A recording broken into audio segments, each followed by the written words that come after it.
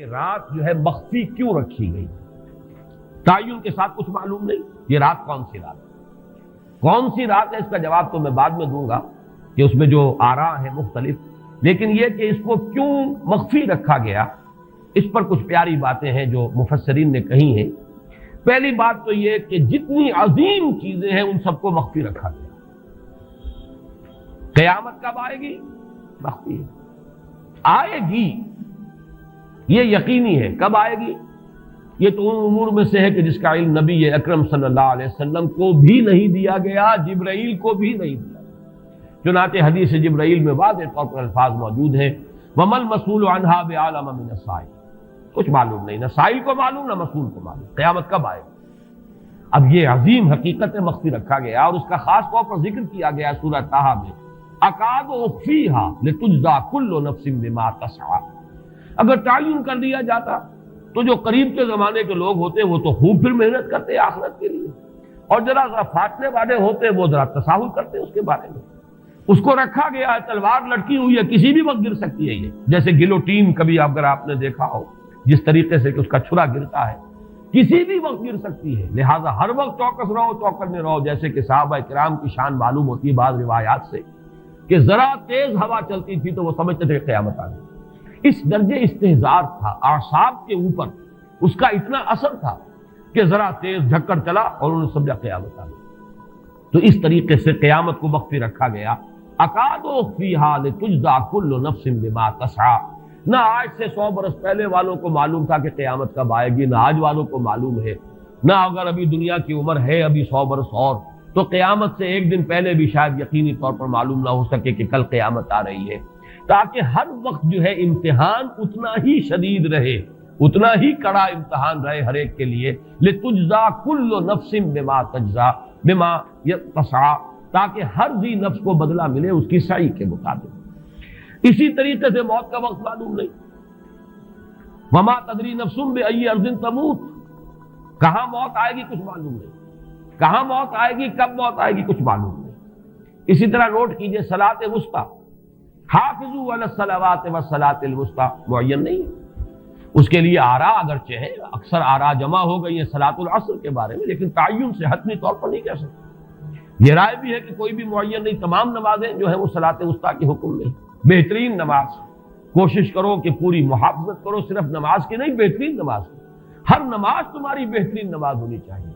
ہر روز روز عید ہو، ہر شب برات، اگر اللہ کا تعالیٰ کے ساتھ کوئی قلبی ربط ہے تو ہر دن جو گزر رہا ہے وہ روز عید ہے، اور ہر شب جو گزر رہی ہے وہ شب برات ہے۔ لیکن اگر وہ کہ انسان کو غفلت ان کے قلب پر طاری ہے تو وہ عید کا دن بھی اس کے لیے ایک عام دن ہے، اور شب برات بھی اس کے لیے ویسی ہی ایک رات ہے جیسی کہ ہر روز آتی ہے اور چلی جاتی ہے۔ اس اعتبار سے اس کو بھی خاص جو ہے معین نہیں کیا گیا صلاۃ وسطیٰ کون سی۔ اسی طرح بعض روایات میں جو آتا ہے اس میں اعظم، اللہ کا ایک نام ایسا ہے کہ اس کے واسطے سے اللہ سے جو بات مانگی جائے وہ رد نہیں، لیکن وہ کون سا نہیں بتایا گیا۔ اقوال ہیں، اندازے ہیں، حی و قیوم پر زیادہ، الحی القیوم پر زیادہ لوگوں کا جو ہے وہ اجماع ہوا ہے، لیکن یہ کہ یقین سے نہیں کہہ سکتے۔ تو اسی میں اس کو بھی نوٹ کر لیجئے کہ اس کو مخفی رکھا گیا ہے لیلۃ القدر کو، لوگ زیادہ سے زیادہ محنت کریں، زیادہ سے زیادہ مشقت کریں، اس کے لیے جو بھی اس کی قدر و منزلت سے کسی درجے میں آگاہ ہے، وہ اگر معین ہی ہو جاتا کہ ایک شب یہ ہے تو پھر تو سب کے سب اس رات میں محنت کر لیتے، باقی راتیں جو ہیں وہ پھر سونی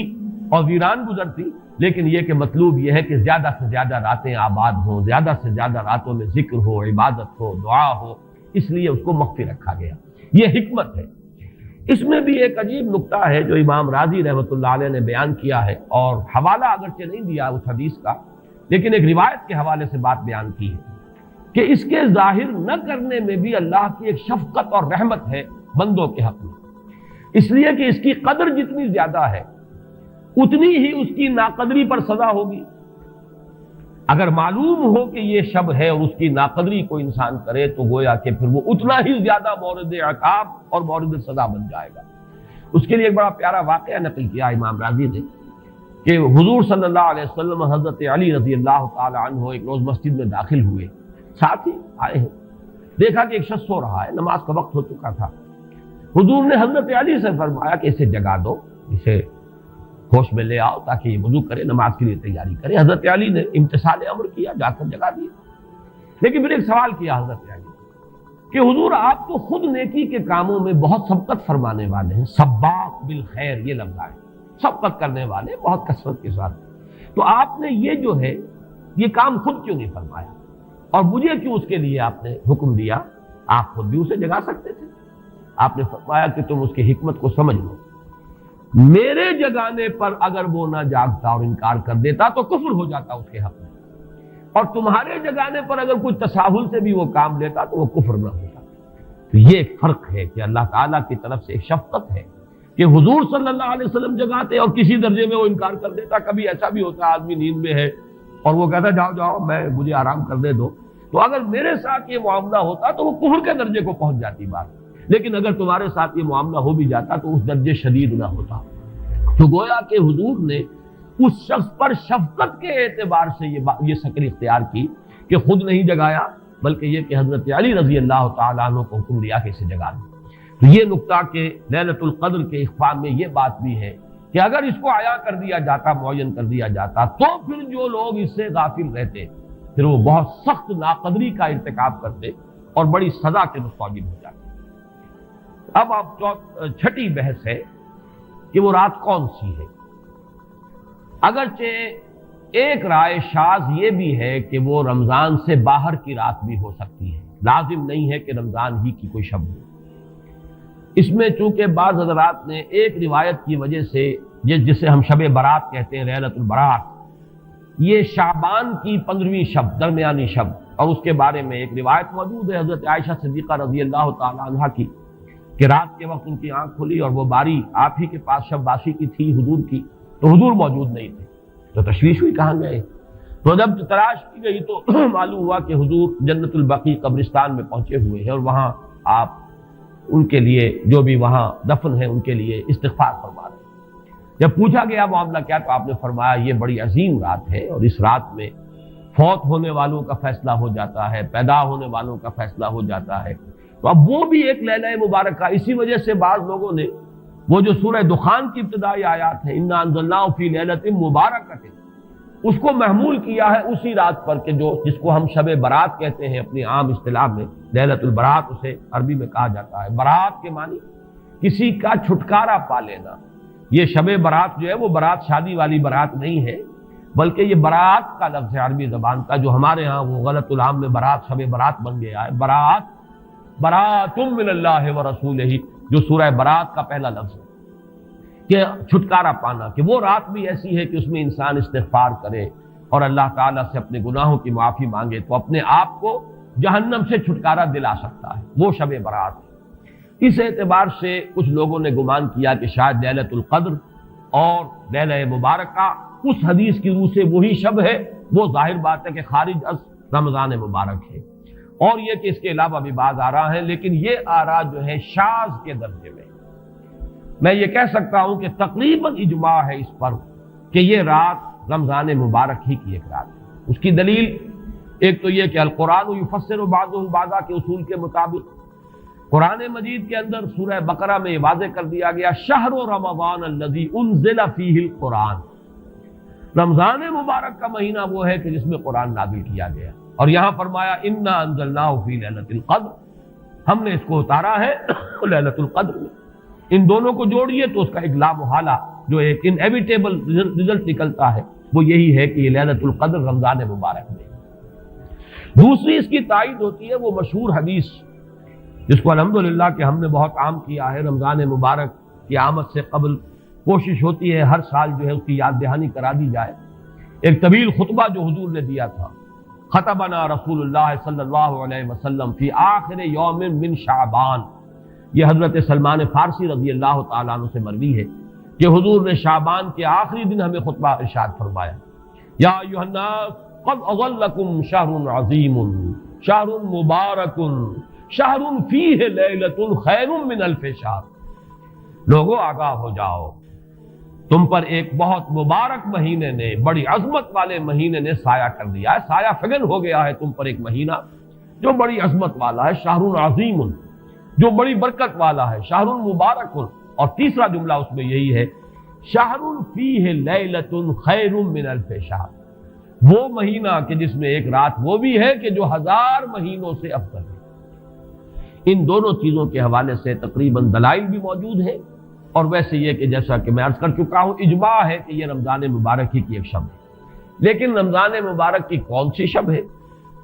اس پر بعض مفسرین نے تو لکھا ہے کہ 40 قول ہیں۔ چنانچہ صاحب تفسیر مظہری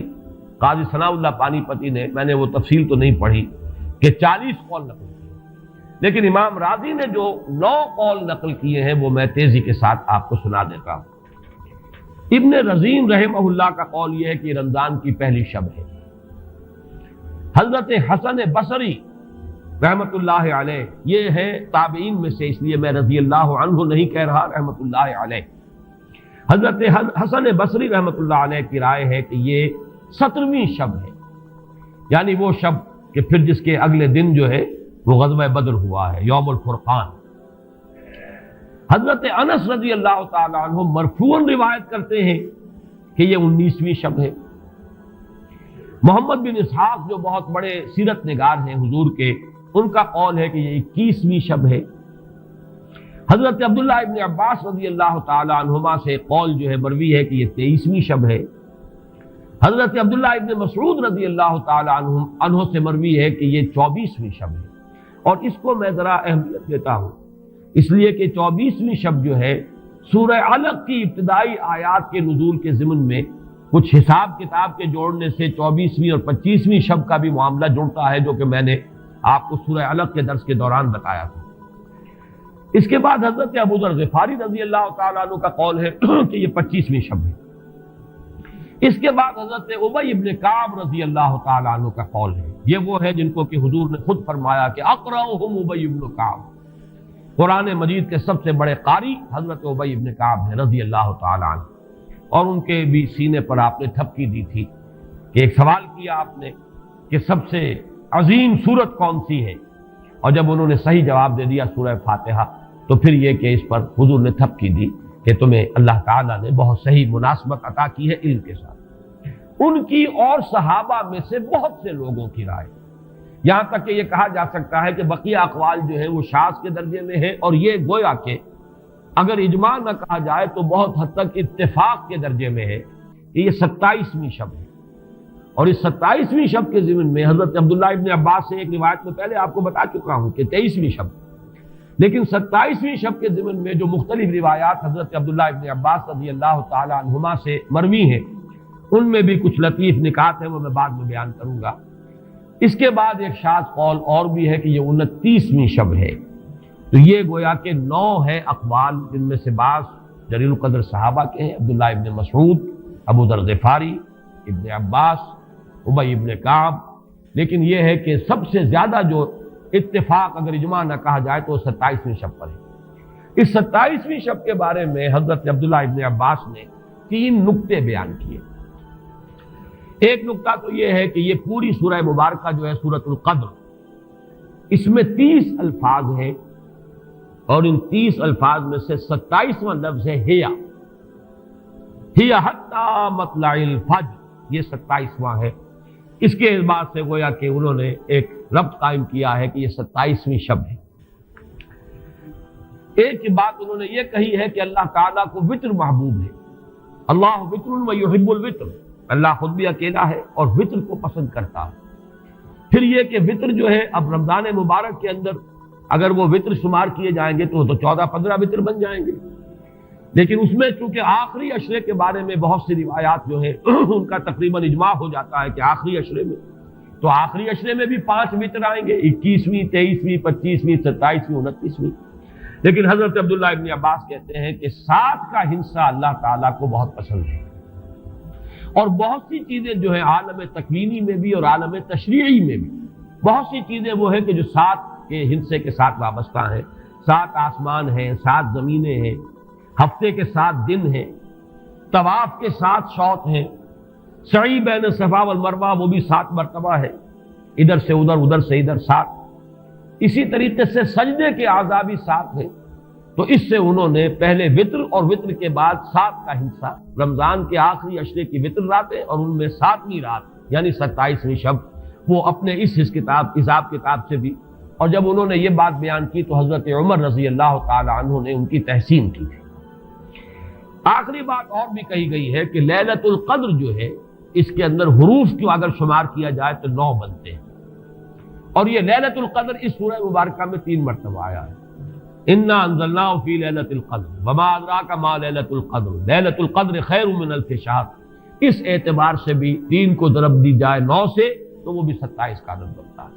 بہرحال یہ میں نے جیسا کہ عرض کیا تھا کہ ان کا کوئی تعلق نہ صرف سے ہے، نہ نحو سے ہے، نہ روایات سے، لیکن بہرحال حضرت عبداللہ ابن عباس کا ایک ذوق ہے. اس کو آپ ذوقی باتیں بھی کہہ سکتے ہیں، لیکن یہ کہ حضرت عبداللہ ابن عباس کی ذوقی بات ہے، لہذا اس کا کم سے کم تذکرہ ہو جانا چاہیے. ایک بحث یہ ہے کہ اہی باقیۃ ام لا، کیا یہ رات جو اس کی عظمت تھی یہ باقی ہے، یا صرف وہی رات جو تھی جس میں کہ قرآن مجید نازل کیا گیا وہی عظمت کی حامل تھی. انا انزلناہ فی لیلۃ القدر، یا یہ کہ اب بھی ہر سال یہ رات آ رہی ہے تو اسی عظمت کی حامل ہے، اسی قدر و منزلت کی، اسی برکت کی حامل ہے. اس پر بھی تقریباً ایک اجماع ہے کہ یہ لیلۃ القدر باقی ہے، ہر سال آتی ہے.